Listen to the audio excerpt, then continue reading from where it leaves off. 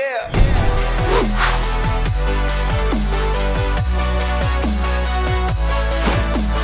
Welcome back to the Gridiron Expert, bringing you some of the best college football news, predictions, and analysis. We are moving on to Saturday's slate of bowl games, which will kick off with the New Mexico Bowl between Central Michigan out of the MAC and San Diego State out of the Mountain West. Two teams with very different but physical styles of football that should provide a fairly entertaining matchup for us early on Saturday afternoon. And when you look at both of these schools, the first thing that pops out to me is the job that Jim McElwain, the former Florida head coach, has done in his first year as head coach of the Chippewas. He has one of the biggest turnarounds in all of college football this season, taking over a Central Michigan team that went 1-11 in 2018 and getting them to an 8-5 mark in 2019, including an appearance in the MAC championship game. Think about that. 1-11, one game that they won in 2018, and in 1 year under Jim McElwain, he had them playing for a conference championship. That's one of the best turnarounds in all of college football this season, and credit to him and what he is doing with this program. For San Diego State, they have obviously been a much more consistent program over the past decade or so. They won 9 games this season for the 4th time in 6 years, and they are making their 10th straight bowl appearance. So what they are doing, what Rocky Long continues to do with the Aztecs, cannot go unnoticed. A team that has played extremely well, as we mentioned, for over the past 10 years. 9 games for the 4th time in 6 years. I know teams that would kill to have that mark. So we mentioned at the beginning how these two teams have very different styles of football. And we'll start with Central Michigan here and what Jim McElwain is doing. And it's kind of ironic, the style of football that Central Michigan is playing this year. They are led by their offense. They rely on their offense. And it's been very good by MAC standards, averaging 31.9 points per game and scoring 40 points or more 6 times this season. And the reason we say that's ironic is because when he was at Florida as the head coach down in Gainesville, he had a lot of trouble getting an offense going with the Gators. He can never really find a consistent quarterback. The offense usually struggled. It was usually the defense that was Florida's strength during his time there. And keep in mind, they did win 2 SEC East championships while he was there. So the fact that their offense is the strength, it kind of seems kind of funny to me.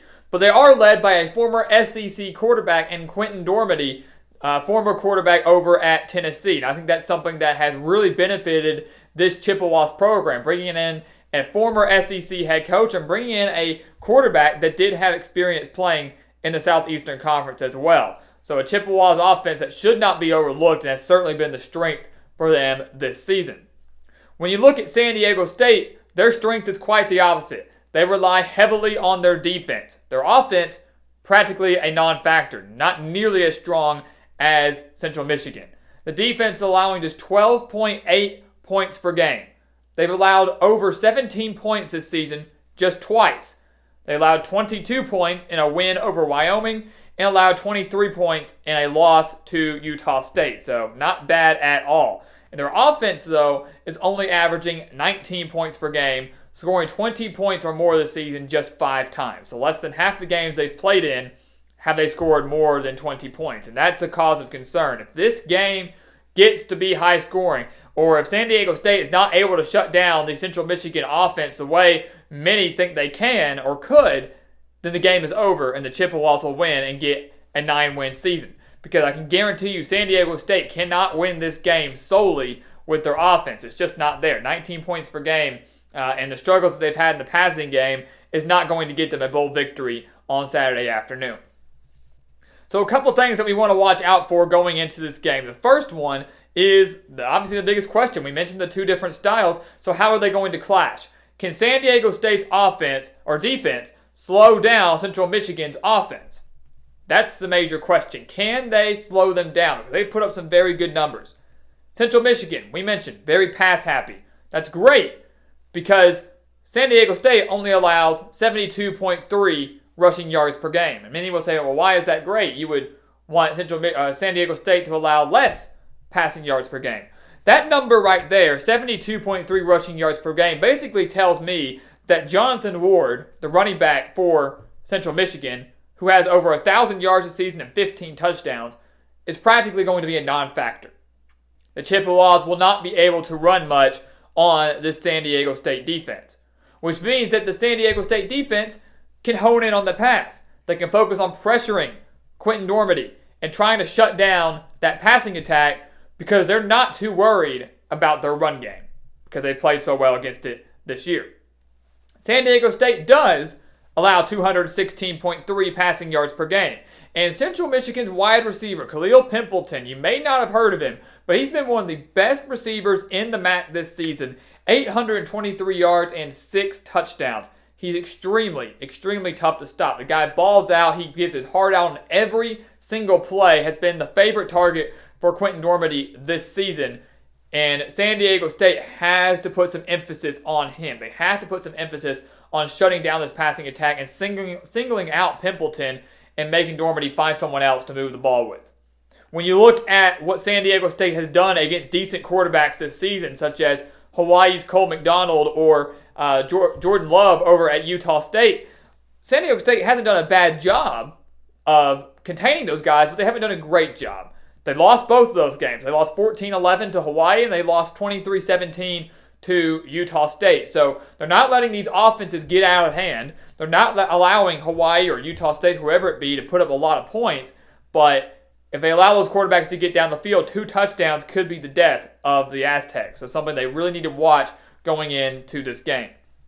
The other question we have for San Diego State is obviously their passing questions. You know, when you think of the Aztecs and what they've been in recent years, they've had some phenomenal running backs come through this program.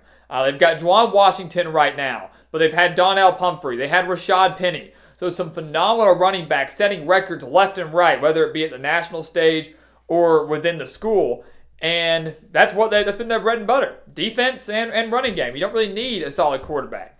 But this year and in this game, they do. And in the season finale against BYU, freshman Carson Baker got the start for San Diego State, and he put up solid numbers. They beat the Cougars 13-3, and he went 19 for 24, 172 yards, and a touchdown. And the one touchdown being very decisive. The only touchdown scored in that game, very, very big, of course, for the Aztecs. They do have Ryan Agnew at quarterback as well, who has thrown for over 2,100 yards this season, 11 touchdowns, and 5 interceptions. So you question who is going to be under center starting on Saturday afternoon. Is it going to be Baker or is it going to be Agnew? And that's the question. And if they can get a passing game going against a Central Michigan defense allowing 236.4 passing yards per game, then San Diego State could run away with this game. Very well could. Because I expect the running game to thrive like they normally do. And if they just get a little bit of a passing game going against a very vulnerable Central Michigan passing defense, then for the first time this entire season, the Aztecs might be able to put up some points.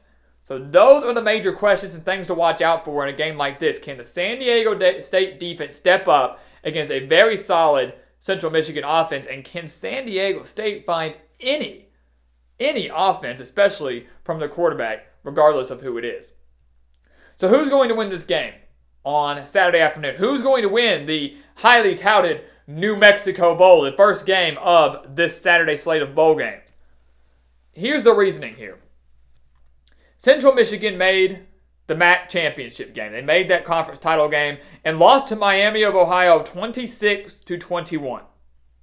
If Miami, Ohio can hold Central Michigan to 21 points, 10 points below, nearly 11 points below their season average, then I fully believe that San Diego State, who's allowing just 12.8 points per game against solid teams in the Mountain West, I fully believe that San Diego State can do that against the Chippewas as well. If Miami, Ohio can play the way they did in the conference championship game against this Central Michigan offense, San Diego State can do the exact same thing, if not better. In a very, very low-scoring game, the defense is going to be a difference maker. It's going to be the key X factor. San Diego State owns the edge there, and they will win this game. The Aztecs will come out with a New Mexico Bowl victory and clinch a 10-win season. All the credit into the world for what Jim McElwain has done in his first year there. Of course, we know he's not going to last very long there. He'll take another Power 5 job very soon. But one of the biggest turnarounds in all of college football will fall just short of the coveted goal, which of course is a win in the postseason. The Aztecs win a low-scoring affair and get that 10th win in 2019. So guys, thank you for watching us here on YouTube. Make sure to like this video and check out everything in the description below. The spread pick for this New Mexico Bowl can be found over at thegridironexpert.com under the Expert Picks tab. So don't miss out on that and any other of the college football offers we have for you. And as always, thank you for watching. Please continue to like, comment, and subscribe. And we'll see you next time on The Gridiron Expert.